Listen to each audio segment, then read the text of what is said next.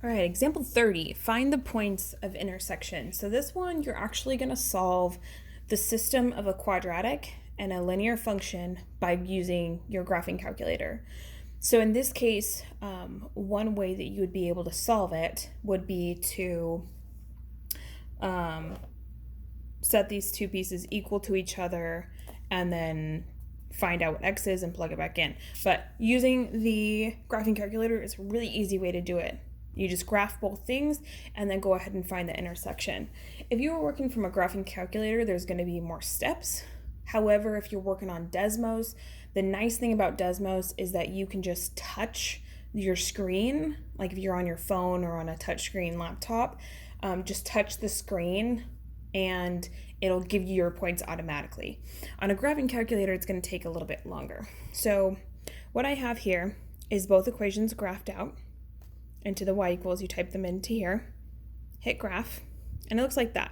So I'm looking for the two spots where my parabola and the line cross.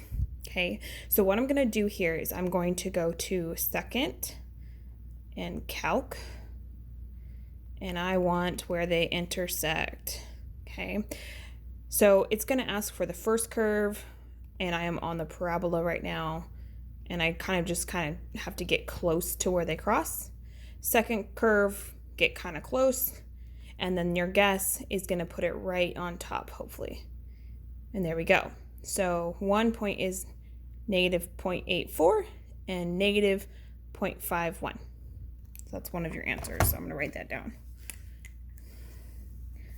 So negative 0.84 comma negative 0.51.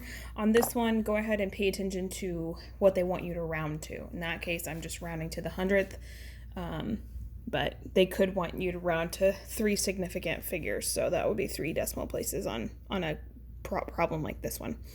All right, let's do the other one. So second calc again, go down. Now I have to scroll over to the other side, enter, enter, enter as long as I'm close, and I'm looking at 2.09 and 8.26.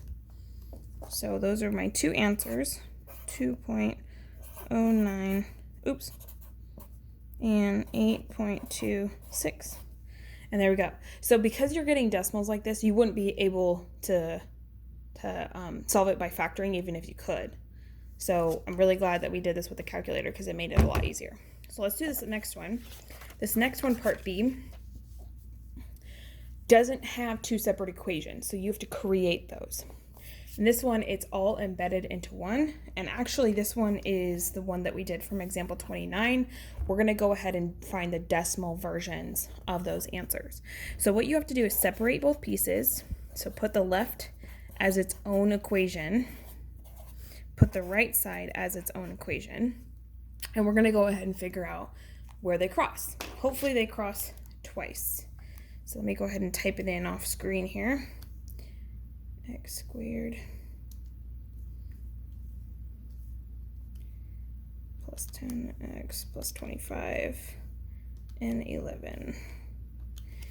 And I already know that I'm going to have to make my window a little bit higher. All right, let's see what it looks like. There's the parabola, that's the first equation, and my line should be a horizontal line, yes. So let's go ahead and find it. So second calc, intersect, and I am off the graph, so I have to scroll over until I get there. Okay, so negative 1.68, comma 11.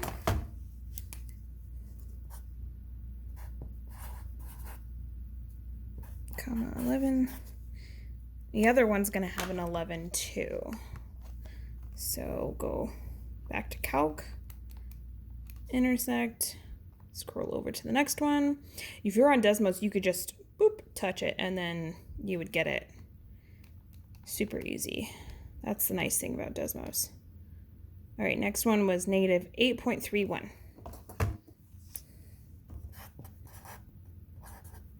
2, round it up.